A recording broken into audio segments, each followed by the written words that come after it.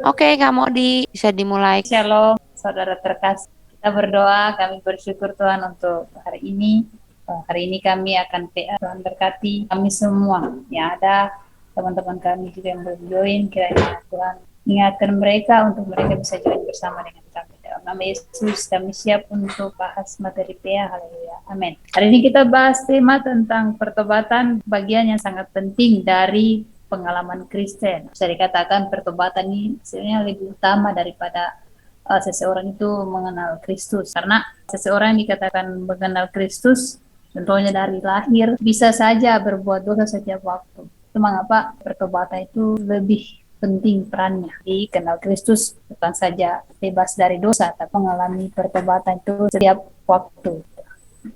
Oke, kita akan bahas tentang makna pertobatan. Jadi pertobatan itu merupakan sebuah istilah teologis yang mendeskripsikan suatu tahap keselamatan Kristen yang di dalamnya umat beriman berpaling dari dosa. Bisa dikatakan tahap awal untuk menuju keselamatan, di mana manusia melakukan apa yang baik di mata Tuhan dan itu berpaling dari segala pelanggaran yang dilakukan sebelumnya. Jadi sebagai hal kedua yang kita kerjakan setelah kita percaya dan dibaptis oleh Kristus Yesus. Pertobatan ini merupakan hal kedua atau untuk bisa menerima namanya keselamatan. Karena kalau mau dibilang setiap hari pasti melakukan dosa. Itulah mengapa pertobatan itu harus dilakukan setiap waktu dan harus dilakukan terus-menerus sampai benar-benar pribadi seorang percaya tersebut bisa sama seperti dengan pribadinya Tuhan. Itulah fungsi pertobatan. Jadi merupakan jalan, merupakan solusi, merupakan sebuah pintu utama untuk bagaimana memperbaiki kehidupan manusia yang dulunya rusak menjadi lebih baik dan itu berkenan di hadapan Allah. Bersumber dari kelompok kata Ibrani yang artinya berpaling dari. Hal ini menggambarkan pertobatan ini sebagai cara untuk berpaling dari yang namanya dosa. Jadi kelompok kata tersebut terkadang digunakan untuk meminta suatu pembalikan dari tindakan dosa. Ya, Yeremia pasal 8 ayat 6 itu mengupas hal tersebut. Ya, sedangkan dalam PB sendiri berpaling dari dosa. Sama halnya dengan PL, PB juga memberikan makna yang sama bahwasanya pertobatan itu berpaling dari yang namanya dosa. Matius pasal 3 ayat 2 menjelaskan hal tersebut. Maka secara teologisnya pertobatan yakni berpaling dari dosa dihubungkan dengan suatu pembalikan yang sesuai kepada iman akan Allah. Mengapa pertobatan lebih penting daripada pengalaman Kristen? Pengetahuan atau kisah di mana kita kenal Tuhan. Jadi bisa dikatakan kalau bahasanya saya sudah kenal Tuhan dari kecil. Itu bicara tentang pengalaman Kristen. Nah, pertanyaannya mengapa pertobatan itu lebih penting daripada pengalaman Kristen?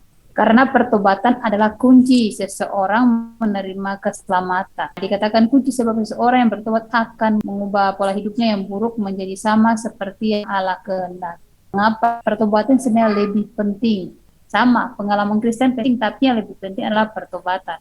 Karena orang yang kenal Tuhan juga pasti melakukan dosa. Itu mengapa dikatakan pertobatan itu lebih penting. Karena pertobatan itu harus dilakukan sesering-sering mungkin dikala manusia itu melakukan dosa.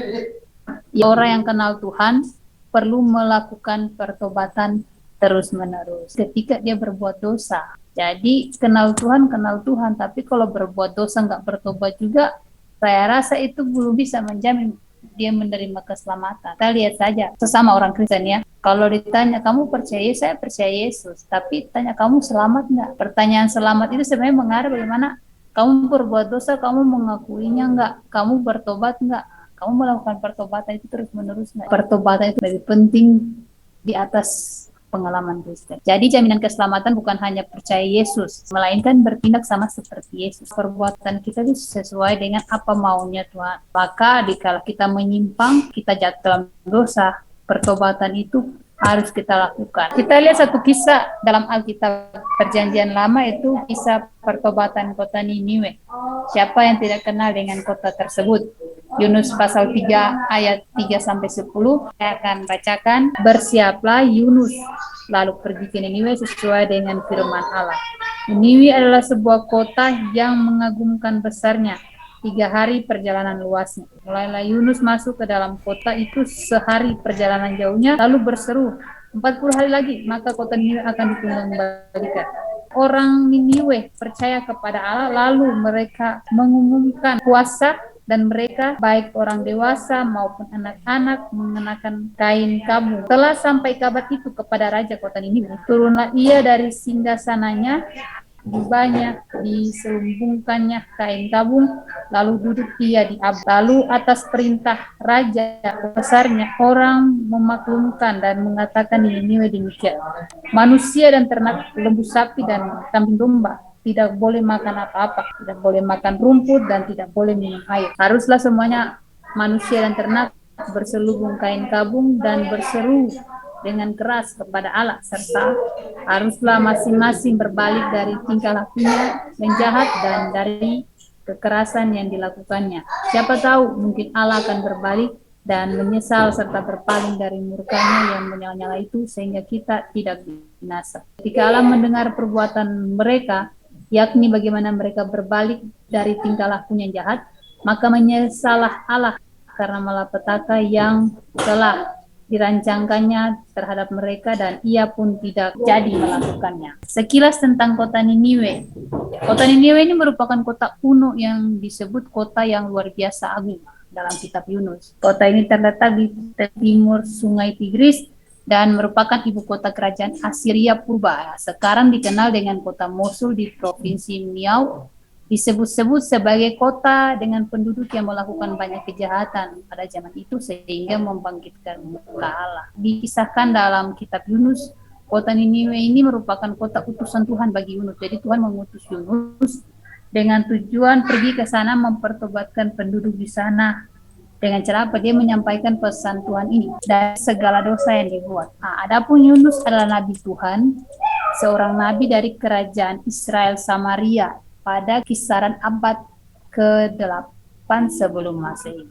Ya, dia ditugaskan ke Niniwe menyampaikan tentang kejahatan mereka yang telah sampai kepada Tuhan. Namun, ia melarikan diri ke Tarsis sehingga dalam perjalanannya menuju ke Tarsis, ia mengalami musibah alam sehingga membuatnya ditelan besar. Waktu ditugaskan, dia melarikan diri ke Tigris dengan alasan bahwasanya memang orang-orang pada zaman itu sangat jahat, dan orang-orang Niniwe ini merupakan musuh daripada kerajaan Israel juga, dan hal itu yang membuat Yunus juga tidak mau pergi ke sana. Mungkin ada beberapa tafsiran juga yang lain mengatakan bahwasanya alasan Yunus tidak pergi ke Niniwe itu pasti punya banyak alasan. Setelah kedua kali Allah berfirman, melakukan perintah Tuhan tersebut dan berseru kepada penduduk kota itu, sampai terdengar kabar tersebut kepada raja kota Niniwe. Yang uniknya bahwasanya waktu raja mendengar kabar tersebut, raja turun dari singgasananya, menanggalkan jubah terus menggunakan kain kabung,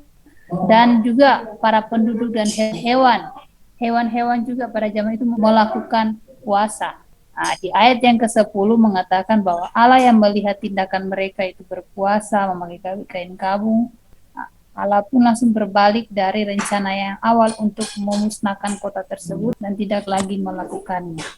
Kisah dari kota Niniwe ini mengajarkan kita 3 hal. Yang pertama, meresponi dengan cepat teguran Tuhan. Pada waktu suara Tuhan yang kedua kali datang kepada Yunus, dan Yunus pergi ke kota tersebut dan menyampaikan pesan atau suara Tuhan tersebut, itu langsung direspon sama masyarakat maupun raja, pemimpin kota tersebut. Mereka merespon dengan cepat. Mereka menggunakan kain kabung dan berpuasa. Bahkan bukan cuma penduduk maupun raja, tapi hewan-hewan pun digerakkan untuk melakukan hal yang sama. Itu respon mereka yang sangat luar biasa terhadap suara Tuhan yang datang menegur mereka. Terus yang kedua, ini poin yang saya ambil daripada pribadi raja, di mana waktu pribadi raja mendengar kabar tersebut, dia menanggalkan jubahnya, dia turun dari singgasana dan bahkan menanggalkan segala yang dia banggakan selama ini, baik itu profesi apa segala macam, dia tanggalkan. Demi apa? Demi memperoleh pengampunan, karena dia berpikir bahwasanya dia hanya raja di dunia, suara Tuhan itu lebih penting, dan ini bicara tentang bagaimana pengampunan itu harus dia terima agar dia tidak mengalami kebinasaan. Jadi dia menanggalkan segala yang dia punya. Kita belajar nih dari poin ini. Yang pertama, bagaimana kita cepat respon dengan teguran Tuhan. Ini sebenarnya menggambarkan pribadi kita di saat kita jatuh dalam dosa. Suara Tuhan datang menegur kita, cepat kita meresponi suara tersebut. Seperti para penduduk kota Niniwe tersebut. Yang pertama ya. Terus yang kedua adalah, jikalau suara itu datang, teguran itu datang untuk menegur setiap dosa yang kita lakukan, kita belajar dari pribadi raja, itu menanggalkan segala yang kita banggakan. Sama hal juga kita keluar daripada perjanjian lama, kita lihat kepada salah satu tokoh di perjanjian baru tentang Paulus. Dia mengatakan bahwa di saat dia kenal Yesus, dia menganggap apa semua yang ada dalam pribadinya, apa yang dia punya, dia menganggapnya sebagai sampah karena dia telah kenal Kristus. Dia merasa bahwa apa yang dilakukan, dosa yang selama dilakukan selama ini adalah memang benar-benar tidak berkenan di hadapan Tuhan. Dan kita belajar bahwasanya apa yang kita banggakan akhir-akhir ini, pekerjaan, apalagi profesi, tapi kalau di dalam itu juga kita masih melakukan dosa, menanggalkan dalam arti bahwasanya bukan kita berhenti ya, dalam arti begini, kita menanggalkan dengan kerendahan hati, kita datang kepada Tuhan untuk memperoleh pengampunan, merendahkan diri di hadapan Tuhan. Nah, ini harusnya kita lakukan, bahwasanya kita harus merendahkan diri di hadapan Tuhan supaya kita memperoleh namanya pengampunan. Di dunia boleh kita dibanggakan, diagung-agungkan karena kita punya profesi yang tinggi, punya banyak uang, apalagi mempunyai banyak penggemar atau hal-hal yang bisa kita lakukan selalu baik di mata manusia. Tapi kalau Tuhan katakan itu salah, ya kita harus belajar merendahkan diri di hadapan Tuhan supaya apa, kita memperoleh pengampunan. Terus yang ketiga, mengakui dan melakukan hal-hal rohani yang menyukakan hati Tuhan. Terlihat jelas bahwasanya para penduduk kota Niniwe pada waktu itu mereka mengakui segala kesalahan mereka dengan apa? Mereka melakukan puasa. Ayat 10 mengatakan bahwasanya Tuhan Allah yang telah merencanakan untuk memusnahkan kota tersebut langsung berbalik dengan tidak lagi melakukan hal tersebut. Karena apa? Dia melihat perbuatan yang dilakukan oleh para penduduk pada zaman itu yang membuat dia terharu. Seperti kita belajar bahwasanya di saat kita dalam melakukan dosa, kita belajar dari penduduk kota Niniwe itu mengakui dan melakukan hal-hal rohani yang menyukakan hati Tuhan. Hari ini apa yang kurang dari pribadi kita? Kita introspeksi diri. Apakah selama ini yang saya lakukan selalu baik di mata Tuhan? Jangan-jangan saya pelayanan tapi saya tidak di situ. Jangan-jangan saya pelayanan hanya seporitas. Perlu kita pahami bahwasanya itu sebenarnya pandangan saya. Bisa dikatakan sebenarnya dosa. Kenapa? Karena tidak dengan hati yang Tuhan. Sebenarnya tingkatan-tingkatan dosa itu bukan menghitung berapa persennya, tapi perbuatan yang melanggar perintah Tuhan itu sudah makan dosa. Jadi semua hitungannya itu sama, baik itu dosa mencuri sama dengan dosa menyontek, sama, ukurannya tetap dosa ya dosa. Tidak ada blok karena dosanya menyontek jadi persennya segini, dia membunuh jadi persennya begini. Tidak, namanya dosa tetap dosa, dan itu tetap menerima namanya hukum. Poin 3 ini menguatkan bahwasanya kita harus mengakui dan melakukan hal-hal rohani. Kita lihat hari-hari ini apa yang membuat kita jauh dari Tuhan. Kita udah mulai tawar hati, atau mulai kecewa, atau hanya sekedar ikut-ikutan melayani Tuhan, atau ya banyak hal. Ya intinya kita harus bisa mengakui dan melakukan hal-hal rohani dengan apa? Berdoa, berpuasa, atau lakukan hal-hal rohani yang lain juga yang bisa menyukakan hati Tuhan. Karena kita berharap kita memperoleh pengampunan. Dari kisah kota Niniwe ini kita belajar 3 hal. Itu merespon dengan cepat teguran Tuhan, menanggalkan segala yang kita banggakan dengan memperoleh pengampunan, dan mengakui serta melakukan hal-hal rohani yang menyukakan hati Tuhan. Slide terakhir, pengampunan akan selalu ada bagi setiap orang yang sadar akan dosa yang dilakukan dan bertindak mengakuinya di hadapan Tuhan. Ingat, selalu ada pengampunan bagi kita orang percaya yang selalu sadar akan dosa yang kita lakukan. Bukan hanya kita sadar, tapi kita bertindak untuk mengakuinya di hadapan Tuhan. Dan bukan hanya kita mengakui, namun kita juga melakukan hal-hal yang baik, hal-hal yang tidak seperti yang dulu kita lakukan. Jadi kita melakukan hal-hal yang Tuhan kehendaki terus-menerus di masa yang akan datang maupun di masa sekarang juga. Jadi di mana kita berbuat dosa berkali-kali, di saat kita memberi diri untuk bertobat, kita mengakuinya, maka pengampunan itu ada. Jadi pengampunan itu selalu ada bagi setiap orang yang punya keinginan, punya kemauan untuk mengakui dosa tersebut, mau bertobat. Tuhan memberkati. Shalom.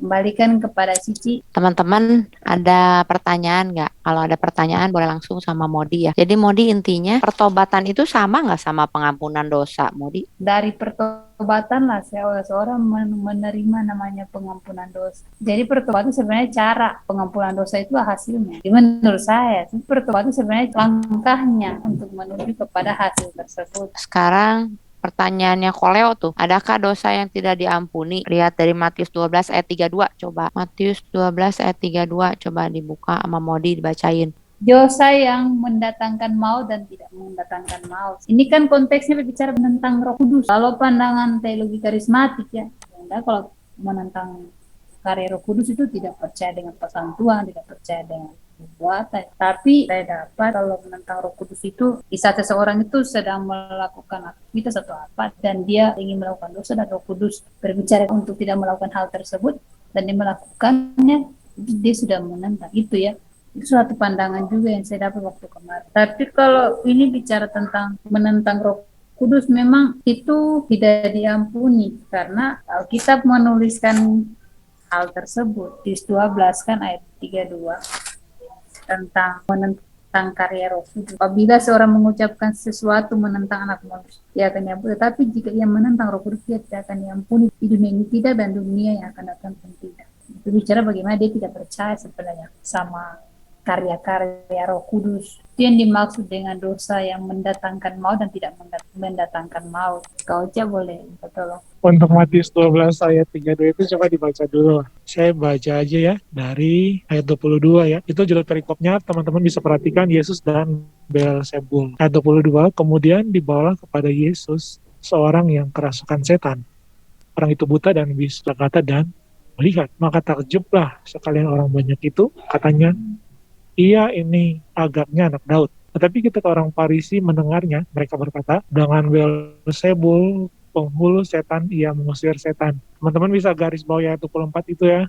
Tetapi Yesus mengetahui pikiran mereka lalu berkata kepada mereka, setiap kerajaan yang terpecah-pecah pasti binasa dan setiap kota atau rumah tangga yang terpecah-pecah tidak dapat bertahan. Demikianlah juga kalau iblis mengusir iblis, dia pun terbagi-bagi dan melawan dirinya sendiri. Bagaimanakah kerajaannya dapat bertahan? Ayat 26 coba di garis bawahi juga. Jadi jika aku mengusir setan dengan kuasa Beelzebul, Beelzebul itu penghulunya setan dalam tradisi Yahudi pada zaman itu ya. Dengan kuasa siapakah pengikut-pengikutmu mengusirnya? Sebab itu merekalah yang akan menjadi hakim. Nah, kemudian kita baca sampai ke ayat 28-nya. Tetapi jika aku mengusir setan dengan kuasa Roh Allah, maka sesungguhnya kerajaan Allah sudah datang kepadamu. Atau bagaimanakah orang dapat memasuki rumah seorang yang kuat dan merampas hartanya atau bendanya apabila tidak diikatnya dahulu orang kuat itu, sesudah diikatnya lah barulah dapat ia merampok rumah itu. Siapa tidak bersama aku, ia melawan aku, dan siapa tidak mengumpulkan bersamaku, ia mencerai barakan aku. Nah, kemudian kita sampai ke ayat 31. Sebab itu aku berkata kepadamu, segala dosa dan hujat manusia akan diampuni, tetapi hujat terhadap Roh Kudus tidak dapat diampuni. Apabila seorang mengucapkan sesuatu menentang anak manusia, ia akan diampuni, tetapi jika ia menentang Roh Kudus, ia tidak akan diampuni di dunia ini tidak, dan di dunia yang akan datang pun tidak. Nah, jadi maksud dari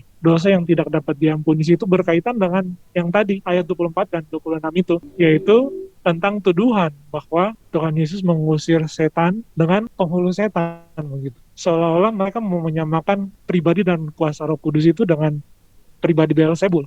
Nah, itu sebuah penghujatan yang mengerikan. Jadi sama saja saudara menyamakan Tuhan itu dengan setan gitu loh. Nah, itu penghujatan yang sangat mengerikan sekali. Nah, itu yang dimaksudkan bahwa ketika seorang menyamakan manifestasi atau karunia roh itu dengan setan. Nah, jadi penghujatan demikian tidak mungkin dilakukan oleh orang percaya. Nah, penghujatan demikian sering kali dilakukan oleh orang-orang yang tidak percaya karena mereka tidak mengenal dan tidak melihat kuasa dan manifestasi Roh Kudus di dalam pekerjaan pelayanan Tuhan. Jadi dosa yang tidak dapat diampuni itu adalah dosa penghujatan terhadap Roh Kudus, atau lebih jelasnya adalah menyamakan Roh Kudus dengan Beelzebul atau Roh Kudus dengan penghulu setan. Mengerikan sekali. Semoga jelas ya. Ada pertanyaan lagi? Silakan Kamel. Andai nih Ci ya, si orangnya tuh melakukan hal tersebut mungkin waktu dia belum kenal Tuhan, atau mungkin juga ada sih yang pernah melakukan seperti itu mungkin waktu dia sudah kenal Tuhan terus dia berbalik, dan banyak sih yang seperti itu saya perhatiin ya, jadi mereka tuh udah pernah kenal Tuhan terus jadi murtad istilahnya ya, terus menghujat Tuhan lah istilahnya gitu. Kalau dia begitu terus nanti bertobat lagi, diampuni nggak ya? Dia sebelum melakukan dosa, dia tahu nggak itu teh dosa? Mungkin tahu sih Ci, dia pernah kenal Tuhan terus dia lakukan itu gitu Ci, terus dia bertobat gitu. Kalau buat saya ya, selama orang itu memiliki hati yang tulus untuk minta ampun dan bertobat ya, bertobat itu kan artinya nggak cuma sekadar ngomong Tuhan ampuni saya, tapi kan berbalik kan, memiliki perspektif yang benar sehingga merubah perilaku dan tindakannya menjadi benar sesuai dengan yang Kristus mau. Nah, itu dia diampuni kalau menurut saya. Tapi ketika dia cuma ngomong doang tapi tidak pernah berubah, ya itu kalau menurut saya sih agak sedikit dipertanyakan ya. Pasti itu berarti artinya dia tidak benar-benar bertobat dan minta ampun. Kalau dari saya sih seperti itu. Nggak tahu nih kalau dari KOC sama dari Modi gimana? Jadi menurut saya selama dia masih dikasih waktu sama Tuhan untuk bertobat dan dia bertobat dengan sungguh-sungguh, dia diampuni. Kita perlu membedakan antara konteks kita dengan konteks yang ada di teks itu ya rekan-rekan. Kalau teks Matius pasal 12 itu kan tentu saja merujuk pada ahli Taurat dan orang Farisi yang latar belakangnya mereka jelas banget, mereka ahli kitab gitu kan. Nah sehingga sebenarnya mereka tahu, hanya saja mereka sengaja menentang gitu.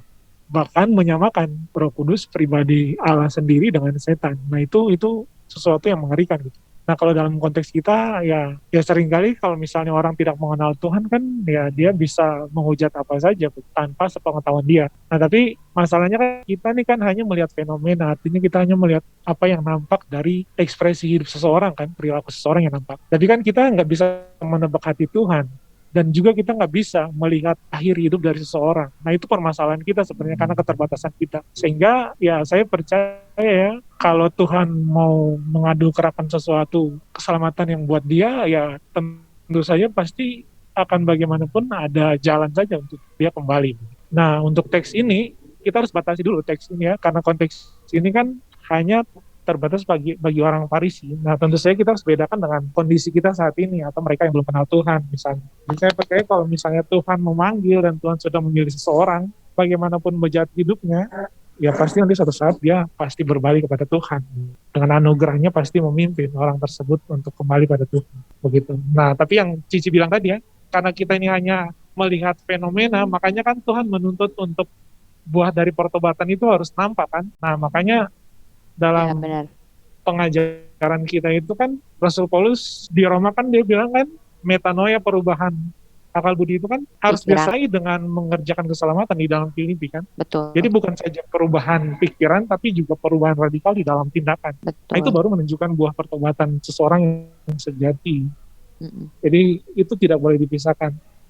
Nah jadi kalau sudah begitu dan dia perjuangkan sampai akhir hidup dia, ya saya percaya dia adalah orang pilih dan dia punya kepastian jaminan di dalam Tuhan. Oke, kalau teman-teman mau nambahkan silakan. Mungkin kalau boleh nambahin, benar kata Oce kali ya, Matius 12 ayat 32 ini konteksnya tuh berbeda dengan ketika kita ngomong dia berdosa, terus dia bertobat, dari pertobatan itu menunjukkan buah pertobatan. Mungkin gitu ya kali ya, Ce ya? Ya betul sih, itu kan percakapan Tuhan Yesus dengan ahli Taurat dan orang Farisi. Tidak bisa diterapkan bagi mereka yang belum kenal Tuhan, karena berbeda.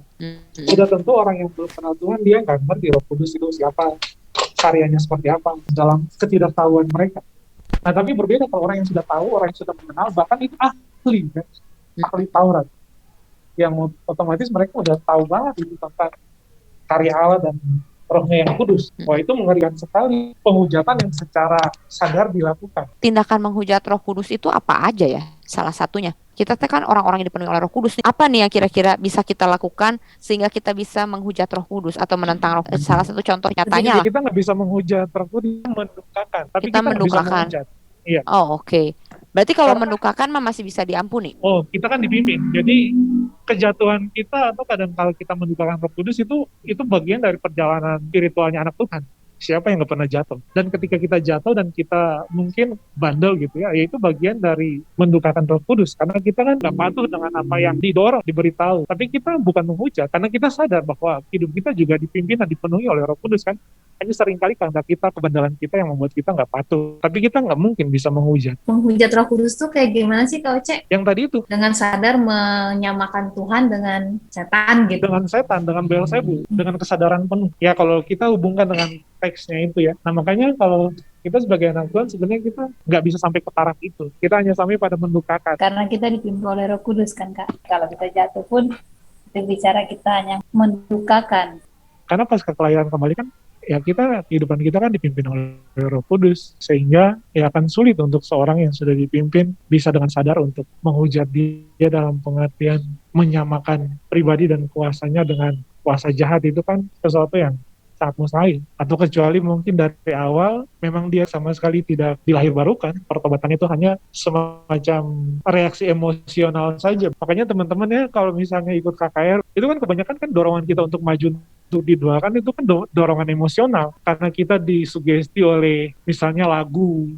Walaupun saya akui musik itu juga bisa Tuhan pakai untuk memanggil banyak orang bertobat dari pengkhotbah. Tapi kan bisa lihat pasca KKR misalnya, seberapa besar perubahan dalam hidupnya, seberapa besar perubahan dan radikal dia dalam mengikut Tuhan. Itu kan bisa mencirikan pertobatan dia sejauh mana begitu seseorang. Nah, jadi memang untuk melihat pertobatan itu tidak hanya satu momen-momen tertentu saja ketika seorang berjumpa dengan Tuhan, itu harus secara kontinu terlihat dalam kehidupan kita, diperjuangkan sungguh-sungguh. Jadi itu bukan hal yang mudah juga. Nah, kalau sudah begitu, saya percaya bahwa kalau orang sudah pertobatannya sungguh-sungguh, nggak akan mungkin dia mampu mengucapkan kata-kata tentang Farisi dan ahli Taurat seperti itu. Misalnya ya, kan banyak nih ya kasus-kasus hamba Tuhan, pendeta-pendetaan ya, gembala sidang, misalnya menipu jemaatnya sendiri, minjem uang, nggak bayar atau whatever lah, apapun itu. Tindakan nyata bagaimana sih kita teh sedang mendukakan atau menghujat Roh Kudus? Kita kan punya Roh Kudus, bahkan karunia Roh juga kita punya itu. Nah, apakah kita bisa disama dengan orang Farisi itu gitu? Nah, itu dia masalahnya, Ci. Berkarunia Roh Kudus atau memiliki karunia itu kan bukan berarti kehidupannya juga mampu. Begini, memang kita punya sisi-sisi yang dimana kita lemah gitu. Itulah semua ya. Bahkan sekelas Daud aja bisa jatuh, apalagi cuma nama Tuhan. Bagian dari perjalanan iman kita sih, perjuangan masing-masing dengan kelebihan dan kekurangan kita begitu. Nah makanya ya untuk hal itu ya perlu di-prepare ya, setiap orang kalau tahu kelemahannya di mana, ya perlu mempersiapkan diri dengan baik. Apalagi kalau sudah jadi pemimpin kan, jadi panutan, itu kan tanggung jawabnya bukan sekedar hanya pribadi, tapi juga menyangkut banyak orang. Oh, itu lebih berat lagi. Ya, itu bisa dibilang mendukakan masih ya, karena kelemahan kita justru menjatuhkan kita sendiri. Kalau sampai itu terjadi nih, Cek, itu saya masih bisa diampuni. Ya saya percaya masih bisa. Kasus paling berat seperti Daud dan Petrus saja, Petrus kan penyangkalan, itu kan ada kesempatan buat dia. Berarti memang setiap dosa yang kita lakukan selama kita hidup, ketika kita memiliki kesadaran, berarti itu sebenarnya kasih karunia Tuhan untuk masih memberi kesempatan untuk mengampuni kita, gitu kan ya? Iya, nah itu kan juga terlihat dari respon ya. Mungkin bisa terlihat juga dari fenomena yang nampak ya sih. Maksudnya ketika seseorang atau katakanlah hamba Tuhan dia jatuh sebentar. Tapi ketika ada kesadaran penuh, dia bertobat dan benar-benar menyesali apa yang dia lakukan. Wah itu kan terlihat kan tentang bagaimana kesungguhan dia untuk mengikut Tuhan kan menjadi hamba Tuhan. Nah masalahnya kalau misalnya udah tahu jatuh tapi malah menikmati di situ kan itu cilaka kan jadinya. Memang dari awal ya pertobatan dia perlu dipertanyakan. Tokoh-tokoh besar di Alkitab kan nggak ada yang sempurna 100% kan. Ya Musa sedikit lah, tapi kayak Abraham, Daud, bahkan Rasul Petrus juga mereka jatuh semua. Tapi kejatuhan mereka itu mendorong mereka untuk lebih sungguh-sungguh lagi kan. Maka apa yang mereka lakukan itu tidak pernah dilakukan kembali gitu, kesalahan-kesalahan yang sama itu menjadi pelajaran penting untuk mereka berjuang dan hidup dengan sungguh-sungguh dalam panggilan Tuhan. Nah itu mungkin jadi indikasi untuk kita melihat kesungguhan dan pertobatan seseorang. Dosa yang tidak bisa diampuni adalah dosa orang berdosa yang tidak bertobat gitu.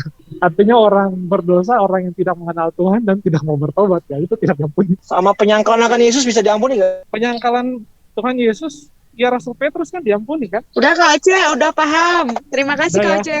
Saya kembalikan buat Ibu yang mempresentasi, silakan. Kata dari saya, selama kita hidup, kita masih dikasih kesempatan, biarlah kita mawas diri, kita berjaga-jaga, dan kalau ada dosa, biarlah kita minta ampun, dan hasilkanlah buah pertobatan, perubahan pikiran kita yang akan terefleksi kepada perubahan perbuatan-perbuatan kita. Closing, Kak Modi. Oke, kesimpulannya, bahwasanya pengampunan itu selalu ada bagi setiap orang yang mengakui dan mau bertobat. Jadi kalau udah tahu berbuat dosa, ya cepat-cepat minta ampun supaya ada pengampunan dosa. Jadi pengampunan dosa itu akan selalu ada bagi orang-orang yang ingin dosa-dosanya diampuni. Jadi pertobatan itu perlu setiap hari. Tidak hanya bicara percaya Yesus. Percaya Yesus masih saja berbuat dosa, tapi harus percaya Yesus dan disertai dengan pertobatan yang terus-menerus dilakukan. Bisa kita melakukan. Tuhan berkati. Shalom. Ya, terima kasih Kak Modi. Oke, teman-teman, kalau udah, yuk kita sama-sama berdoa. Kak Modi pimpin kita dalam doa ya. Oke, kita berdoa. Kami bersyukur Tuhan untuk hari ini. Kami telah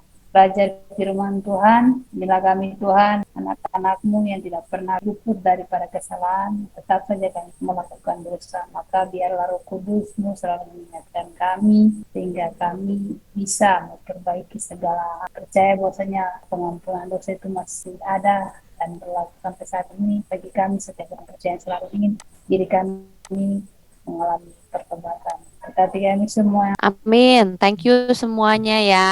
Bye-bye guys. Tuhan Amin. Yesus memberkati.